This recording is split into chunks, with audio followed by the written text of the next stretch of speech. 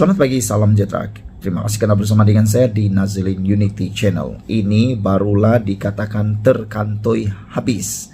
Penyokong Perikatan Nasional makin mengarut dan akhirnya kantoikan diri sendiri, akhirnya meludah ke langit, kena muka sendiri dan malu habis. Ini apabila mereka mula mencipta naratif-naratif yang buruk dan naratif-naratif yang mengarut.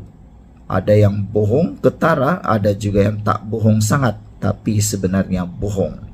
Ini apabila dipetik daripada Harapan Daily, sekali lagi para walaun mencipta naratif bohong dengan mengatakan kerajaan bakal tumbang.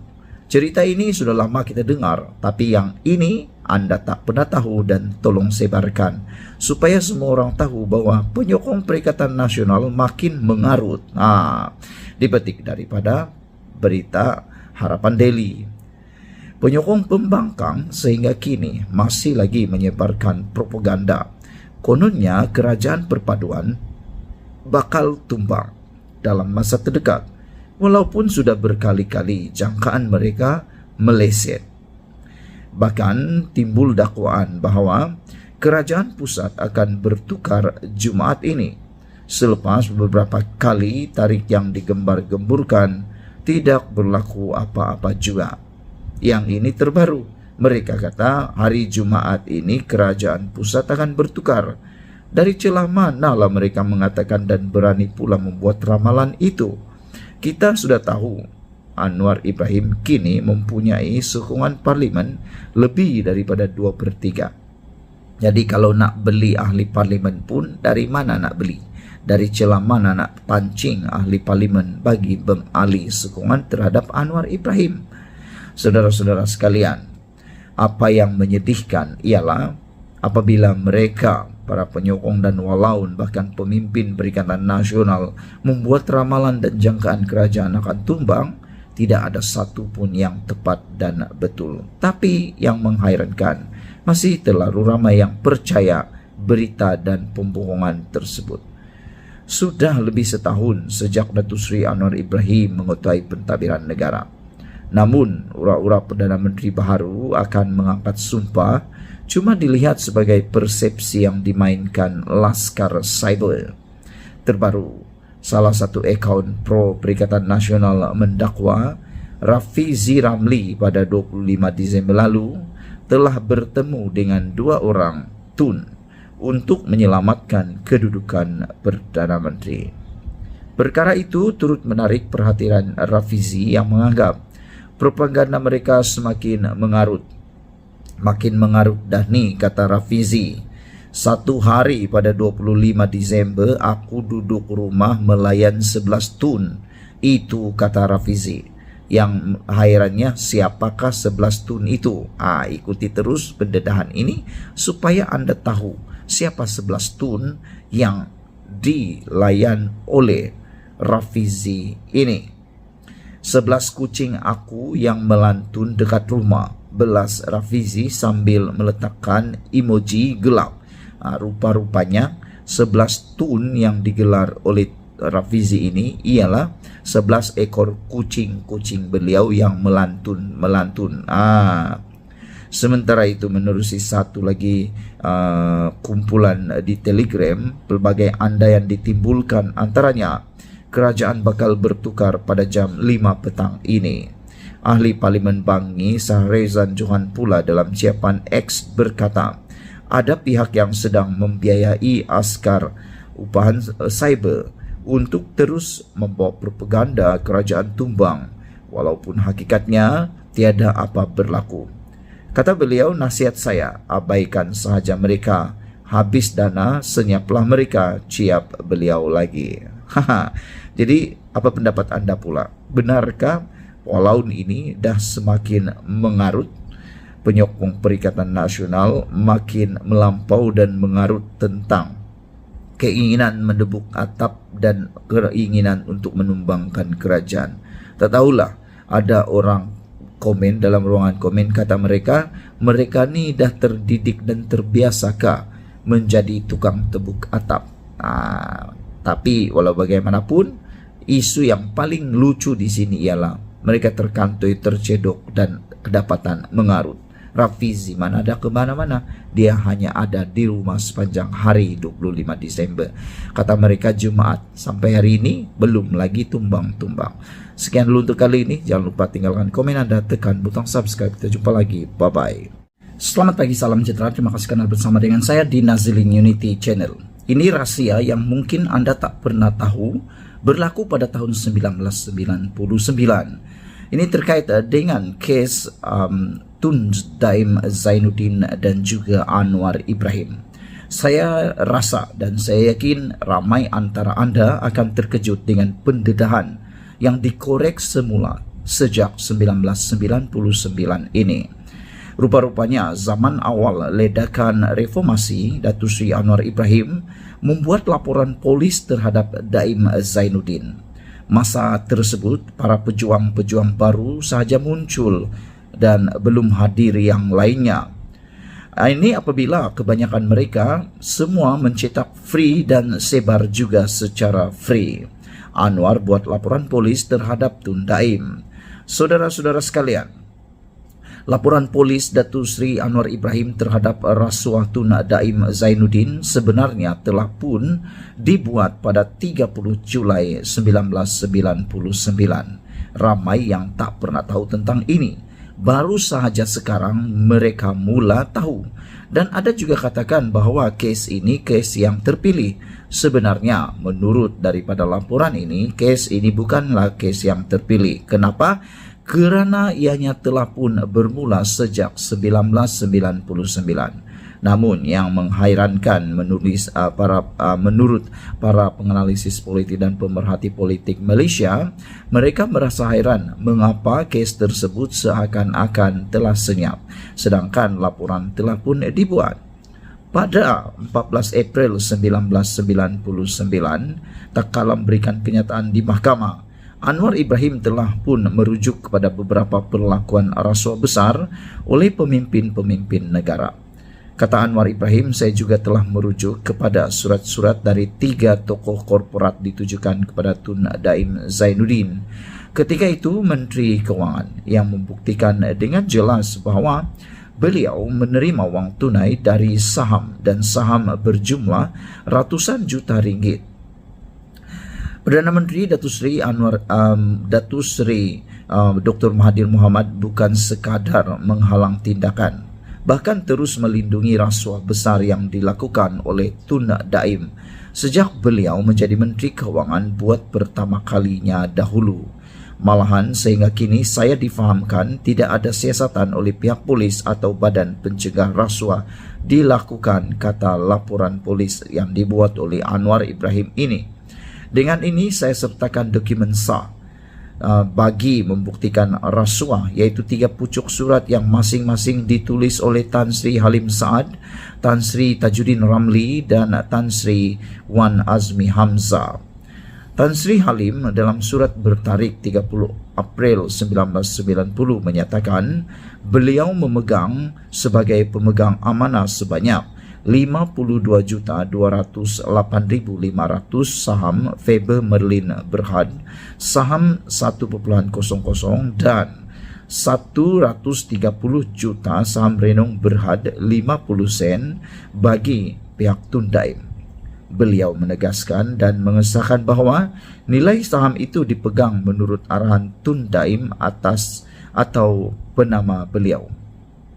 Tan Sri Tajuddin pula dalam surat kepada Tun Daim bertarikh 24 Mei 1990 mengesahkan bahawa beliau memegang secara amanah bagi pihak Tun Daim wang sejumlah RM70 juta. Tan Sri Wan Azmi pula dalam surat kepada Tun Daim bertarikh 30 April 1990 mengaku memegang bagi pihak Tun Daim wang sejumlah RM150 juta. Ini tentunya sebahagian kecil daripada perolehan Tun Daim yang juga bertindak bagi pihak Datuk Seri Dr. Mahathir. Saya menerima maklumat bahawa sebahagian besar wang tersebut adalah hasil pengagihan saham Resort World syarikat perjudian yang disenaraikan atas kelulusan Tun Daim sejurus sebelum meninggalkan Kementerian Keuangan pada tahun 1991 dahulu, kata Anwar dalam surat dalam cetakan laporan polis tersebut. Dengan kaedah sedemikian, beliau tidak menggunakan kedudukannya dalam kerajaan bagi mengambil manfaat bagi dirinya. Bagaimana pula dengan puluhan syarikat lainnya? Saya yakin bahawa dengan cara sedemikian, Tun Daim dengan restu Datuk Seri Dr. Mahathir telah berjaya mengumpulkan berbilion ringgit. Saya juga telah mendapat maklumat bahawa syarikat Hati Budi yang dahulunya dikatakan dikuasai oleh UMNO telah diluputkan kepentingan oleh dua orang penama, iaitu Tan Sri Halim Saad dan Datuk Anwar Othman.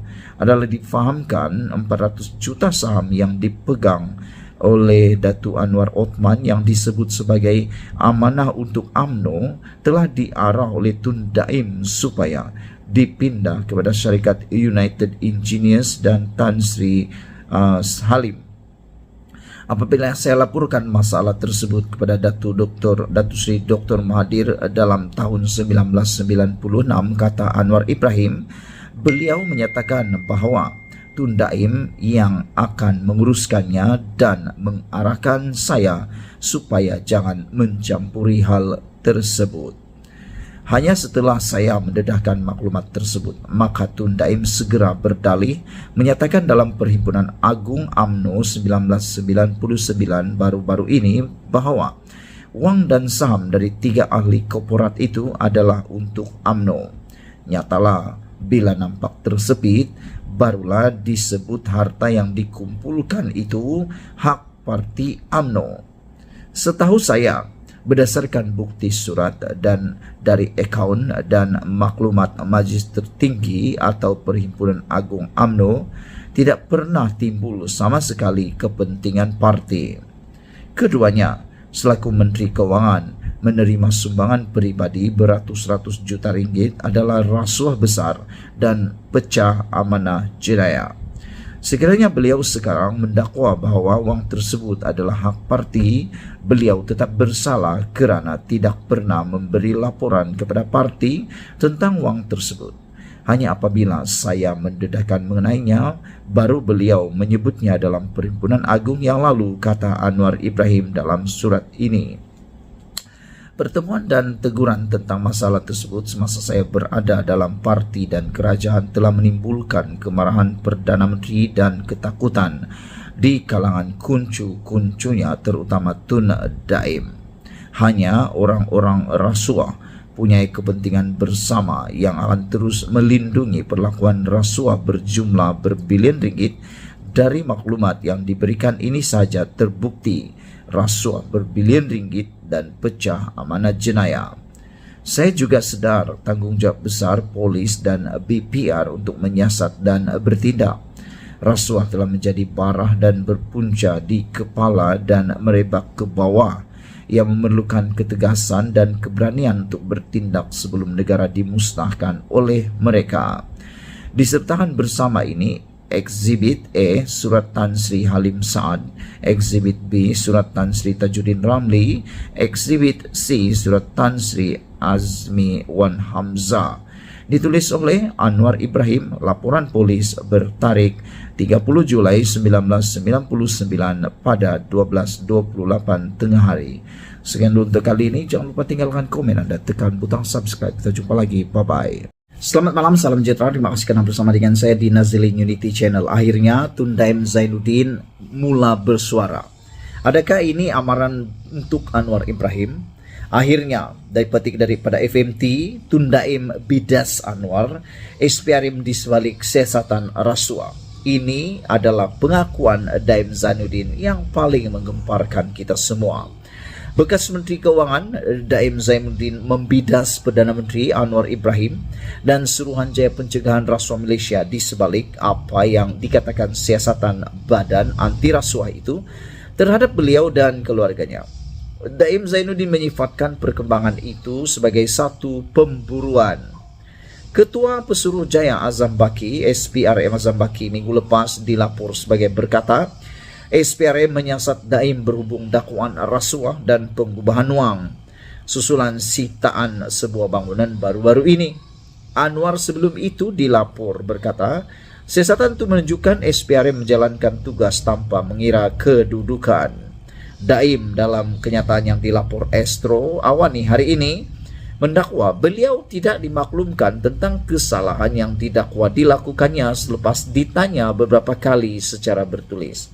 Beliau juga mendakwa ada usaha terancang untuk memburuk-burukkan dirinya dengan mengeluarkan maklumat salah dan sindiran yang tidak berasas. Kata Daim Zainuddin, saya menafikan sebarang perbuatan rasuah atau salah laku dalam apa jua bentuk oleh saya atau keluarga saya. Siasatan ini tidak lain merupakan suatu pemburuan politik terhadap kami, kata beliau.